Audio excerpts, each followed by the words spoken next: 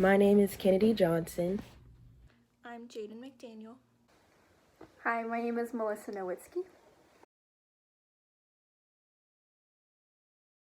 We are Vermont Country Store, and our research problem is the effects of laundering on moisture-wicking garments, specifically women's nightwear. And the brand of our garment was Vermont Country Store.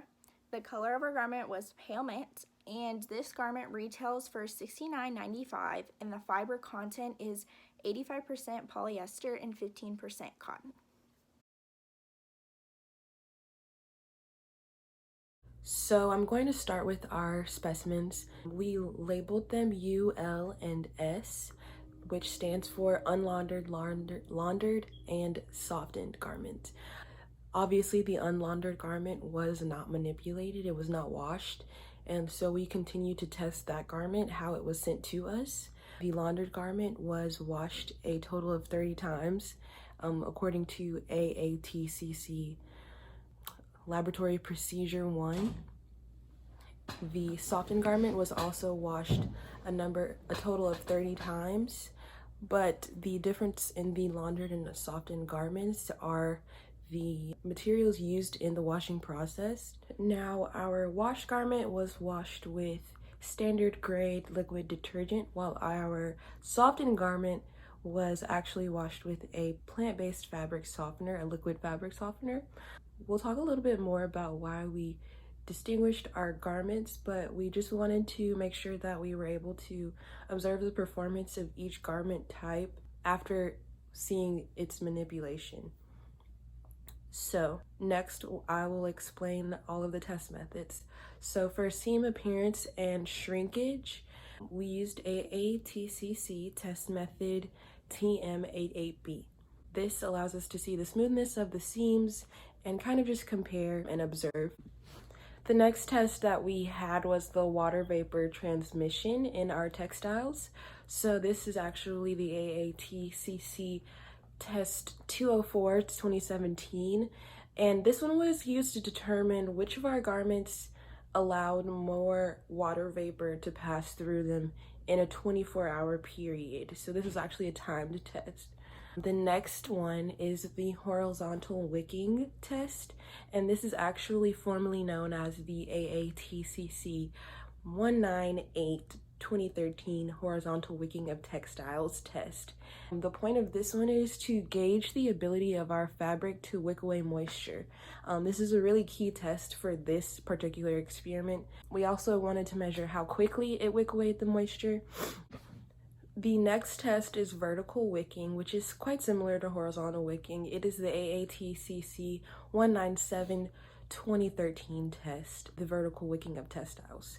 So this one is to determine not only which garment would wick vertically the fastest, but we're also using this test to determine which of the finishes on our specimens or which of the laundering techniques helped or hindered the wicking process for our garments. The next test is wetting, and formally this test is known as the AATCC 79 2014 absorbency of textiles saturation/holding test. This test just measured the time that it took for each garment to absorb water, as well as lose specular reflectance, which is when the water droplet loses that shiny image at the top of the garment. The final test that we performed on our specimen was the spray test, formerly known as the AATCC 22-2014 water repellency spray test. This test measured the water resistance of the laundered, unlaundered, and softened specimens.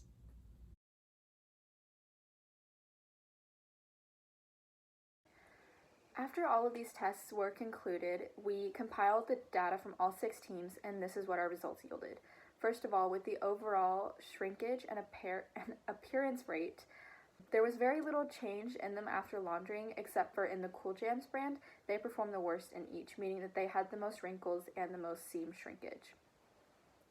For the moisture vapor transmission test, all L garments, except for Fisher's Finery, had a higher moisture vapor transmission rate in the U and S. And for the horizontal wicking test, all L garments except for the Cool Jams and GYS brand wicked faster than the U or the S.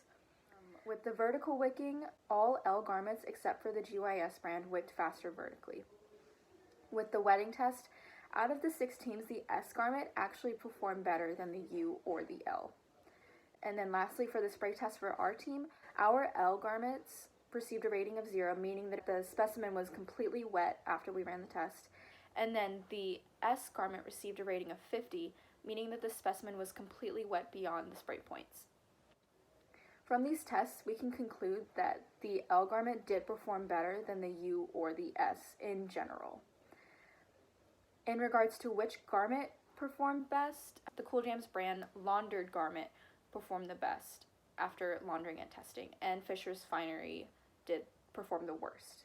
If we conducted the study again, we would look more closely at synthetic fibers versus natural fibers' ability to wick moisture, and then also we would have more specific time intervals for our tests. For example, the moisture vapor transmission test ran longer than our lab period was, so with that we would want to be more specific as to what time we check the weights of that. In general, asking if we would purchase our own team garment again after looking at all of the test results from each team, my team believes that we would purchase the garment again.